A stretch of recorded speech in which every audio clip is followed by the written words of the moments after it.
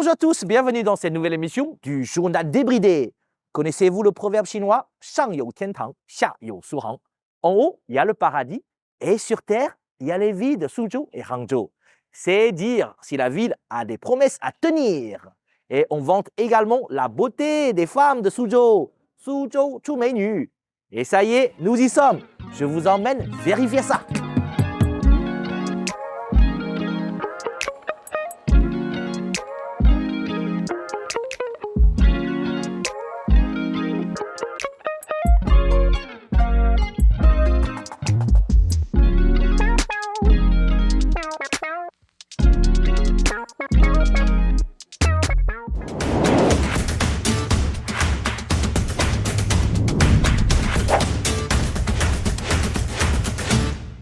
Pendant sa visite en Chine, le président français Emmanuel Macron a inauguré le festival Croisement à Pékin au Red Brick Museum. J'ai officié en tant que maître de cérémonie pour l'ouverture de ce festival consacré à la culture française. Et cocorico, c'est le principal festival culturel étranger en Chine. Les Chinois apprécient ce rendez-vous annuel à la française, qui présente l'actualité de toutes les scènes artistiques, cinéma, littérature, musique, danse, théâtre, photographie, art visuel, etc. dans des dizaines de villes chinoises et pendant 3 mois. Ça a commencé fort avec l'avant-première du film Notre-Dame brûle de Jean-Jacques Hano. Et vous voyez là, c'est moi en présence de la ministre de la Culture. Le film est désormais sur les grands écrans en Chine. Quel bonheur de faire vivre la culture française auprès du public chinois. Pas facile de trouver l'amour dans les villages reculés. Et en Chine, on n'a pas encore l'émission L'amour est dans le pré. Alors à Lingyi, dans la province du Shandong, de plus en plus de célibataires se tournent vers les live streaming pour trouver l'âme sœur. Seulement 50 000 mariages célébrés l'année dernière dans une ville de 11 millions d'habitants. C'est peu. Et parmi les inscrits, ce sont surtout des hommes qui cherchent une femme à épouser. Le spécialiste donne même des conseils aux jeunes hommes pour se présenter sous leurs meilleurs jours. Heureusement, on est loin du sketch tourné ménage des inconnus. Espérons qu'ils trouveront tous chaussures à leurs pieds. Encore une de vos expressions bizarres. Du buzz dans la rue. Ici, de jeunes vendeurs de rue changent les stéréotypes. En Chine, la vente ambulante a longtemps été considérée comme un commerce modeste, pratiqué par les plus pauvres, les moins éduqués ou les travailleurs migrants. Mais la génération Z chinoise est en train de changer tout cela. Déjà, plus de 2,5 milliards de vues liées à ce sujet sur Xiaohongshu, l'équivalent d'Instagram en Chine. Si la plupart de ces jeunes vendeurs de rue ont perdu leur emploi durant la pandémie, ils ont mis leur savoir-faire de KOL en herbe au service de leur petite affaire.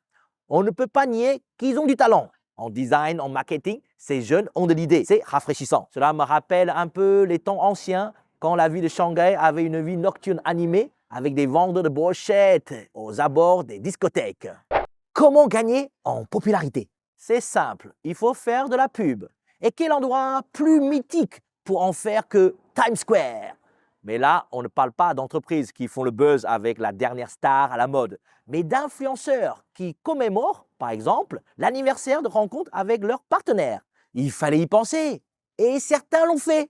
Et quelle classe quand même de pouvoir rediffuser sur les réseaux sociaux la pub qui passe en direct à New York. Tout ça pour la modique somme de 40 $, pour 15 secondes de gloire. Vous pensez que le débridé devrait le faire? Même notre champion Ma Baoguo s'en est payé une. Et pour finir, un peu d'art écolo, puisqu'il est fait à partir de branches mortes.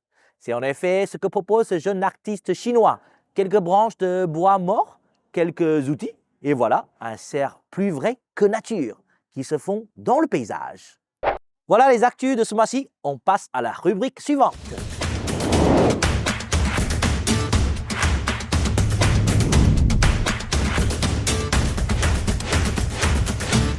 Mes amis chinois m'ont vu récemment avec le président français et ils me taquinent en me disant « Oh Lisson, ni de guanxi hen lihai ». Qu'est-ce que ça veut dire cette phrase? Je vais d'abord la traduire par « Ton réseau est très puissant ». Ni de guanxi, ton réseau.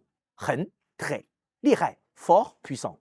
Aujourd'hui, dans Sur le bout de la langue, je vais vous expliquer le mot dont tout le monde vous parlera lorsque vous viendrez en Chine.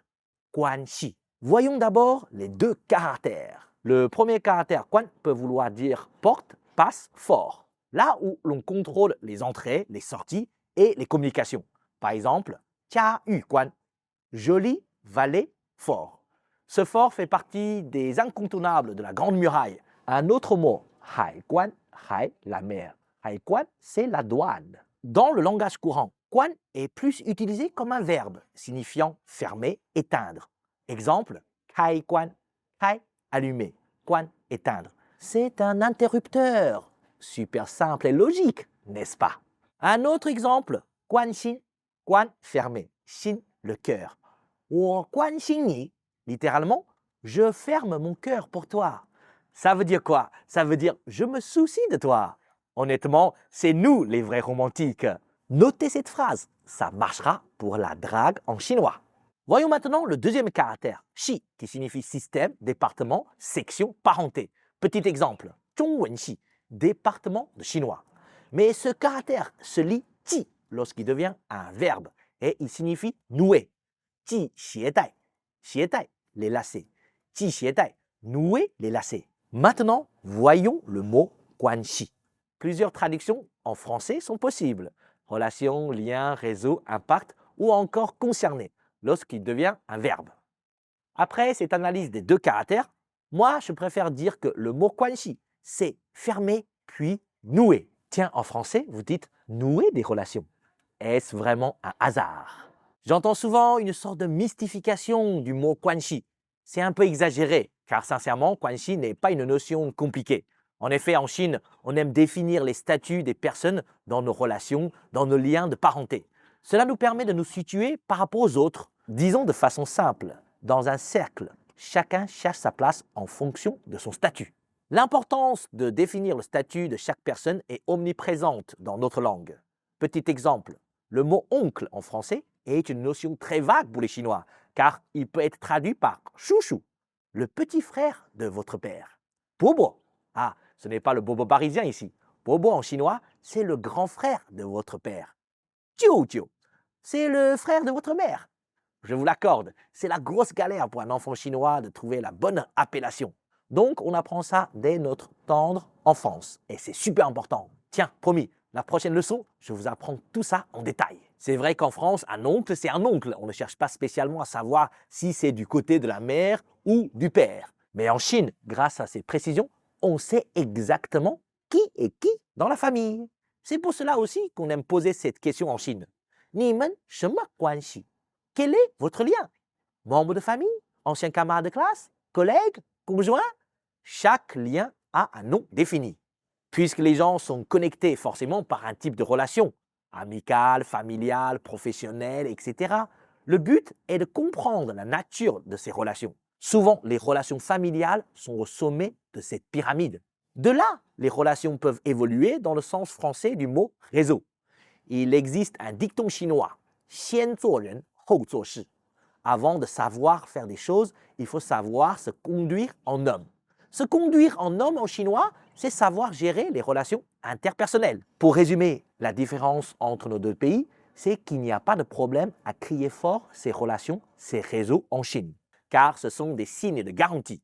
Effectivement, en France, c'est plus discret, parce que quand on a du piston, on ne va pas le crier sur tous les toits. Mais au final, un bon carnet d'adresses est l'équivalent du guanxi chinois. Allez, un dernier pour la route. Si je vous dis mei guanxi, d'après vous, cela veut dire quoi exactement? Écrivez votre réponse dans les commentaires. Allez, on retourne à Shanghai pour notre rencontre avec l'invité mystère.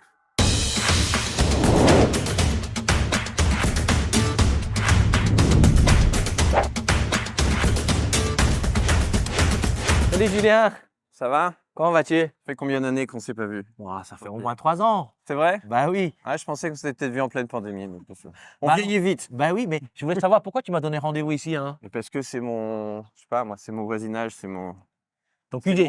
Voilà mon QG. Tu le dis mieux que moi, tu vois, tu parles mieux français que moi. Bonjour, c'est Julien Godefroy.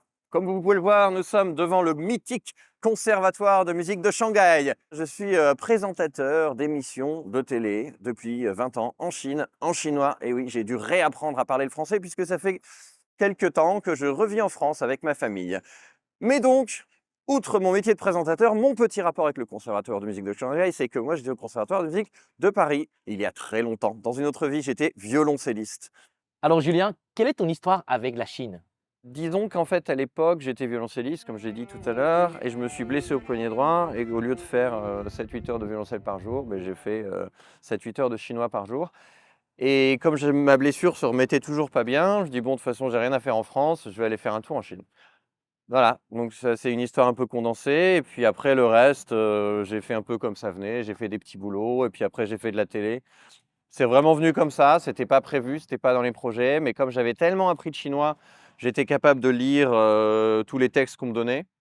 Et donc, bah, ça m'a permis d'être présentateur, d'animer des émissions, d'animer des événements. Voilà, donc c'est comme ça que mon histoire a, je vais pas dire commencé, mais c'est comme ça qu'elle s'est développée.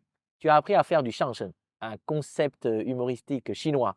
Pourquoi ce choix-là? Parce que j'avais rencontré ce monsieur qui est un monsieur formidable, qui malheureusement est décédé il y a quelques années, mais qui était mon maître, qui a enseigné à énormément d'étrangers qui voulaient un petit peu découvrir cette forme et faire de la scène, hein. C'est un peu comme faire de la scène, faire du comique. Et j'ai toujours trouvé, moi, personnellement, que le comique, c'était un moyen formidable pour apprendre une langue. Quand on apprend une langue étrangère, si on peut se forcer, il faut se forcer au début, à rire avec tout le monde alors qu'on comprend rien, ça c'est la première étape. Et puis après, de vraiment se forcer à comprendre pourquoi les choses sont drôles. Et on apprend tellement plus vite après. On développe une sensibilité à la langue et qu'on ne peut pas développer en lisant des livres, qu'on ne peut pas développer juste avec des conversations. Donc pour moi, c'est venu naturellement, mais j'étais naturellement attiré par ça. C'est pas parce que le xiangsheng lui-même en soi m'attirait, c'est plus parce que je voulais apprendre plus sur la culture chinoise, sur les Chinois, sur l'histoire chinoise. Et sur le comique, je suis fasciné par le comique de toute façon. Selon toi, quelle est la différence entre l'humour chinois et l'humour français? Je pense que le sens de l'humour est très, très, très présent en Chine comme en France. Et je vois que ça se développe extraordinairement bien avec non seulement le nouveau xiangsheng qu'on entend maintenant, qui est vraiment développé avec les réseaux, avec la nouvelle société, et aussi avec le stand-up en Chine. Donc l'humour chinois se porte très bien. Si un Européen te demande ce qu'est la Chine, quelle est ta réponse? Je trouve que la Chine bouillonne d'énergie. Voilà, tu me poses la question comme ça, là, c'est ce qui me vient à l'esprit. Et je pense que les Chinois sont des gens très tolérants parce que dans la culture chinoise, mmh, ça remonte à toute la philosophie. On voit ça dans le taoïsme. On considère qu'il y a des cycles, Wu Jibi, enfin, toutes ces choses-là, on ne va pas changer le monde, donc on n'essaie pas de changer ni le monde, ni l'environnement, ni les autres. Et je pense que dans nos cultures, tu peux le voir même dans les cultures grecques, dans les cultures judéo-chrétiennes. Enfin, on a plus tendance à vouloir, ce qui est une belle chose aussi, hein, à vouloir changer le monde, à vouloir. Donc on a tendance à essayer de changer les autres. Les Chinois vont moins essayer de changer ton opinion sur quelque chose. Peux-tu partager avec nous un mot ou un concept chinois qu'on ne retrouve pas en français? Alors là, tu me poses une colle, là. Mais je vais dire hein, quelque chose de très bateau. Yuan Fun. Comment on traduit Yuan Feng déjà? Bah, c'est bien mon problème. Le destin, la destinée, c'était Providence? la providence, le vocabulaire chinois est extrêmement précis. Donc quand tu as 2 caractères, qui font un mot, bah, tu as vraiment 2 concepts. Je pense que le vocabulaire de la langue chinoise est le plus précis des langues, que je connaisse. C'est peut-être le plus précis au monde, parce que c'est une langue qui est faite différemment. 能不能教大家如何更好的学好汉语？其实蛮多人会问我，然后我就发现多数情况下我给了建议，别人还是一句，我认为很不合理的总结来顶我，就是说："哎呀，你是有天赋的，所以你不用什么方法，我们不能这样学。"因为我建议大家的通常就是少看那么多解释，要先学后懂，所以不要总是想弄明白那么多，语法也不用看那么多，什么都没就先学，而且是声调一定要对自己要求苛刻，不是说哦我没天分，很多人没有天分，我们音乐界很多人没有天分，我一直强调要先要求自己模仿，简单模仿，背。背一段儿永远不背单词，但是这是中国人学外语的问题，好像我们那儿学中文或者学外不太有这个问题。但是我特别建议永远不要背单词，但要背一段儿，这样呢就会记住一些逻辑，就会记住这个词在语境里面怎么用。所以学语言不要认为别人有天赋，你没天赋，所以你的声调永远学不好，什么这个，这都是练出来的。就别人会了，问他，他怎么做到，学他的方法不够，问另一个人他怎么做到，他有另一个方法，从他那儿学习。但永远不要觉得你没有天赋，所以你需要更多的方法，你的方法是错的，别人做到了，所以他们的方法是对的。Bah, merci beaucoup, Julien, pour tout ce que tu m'as raconté. C'est super intéressant. Ben, merci de m'avoir invité, c'était sympa, petit format intéressant. Bah, on se verra bientôt en France alors. Ah, peut-être si tu viens, Voilà. hein, OK. ou sinon à Shanghai. Allez, Allez, à bientôt. à bientôt, une Merci. prochaine, prends soin de toi, ciao. Voilà, c'est déjà la fin de cette émission. J'espère que ça vous a bien plu et que la vie de Sucho vous a bien amusé. Et nous, on se donne rendez-vous le mois prochain pour une nouvelle aventure. Allez, à très vite.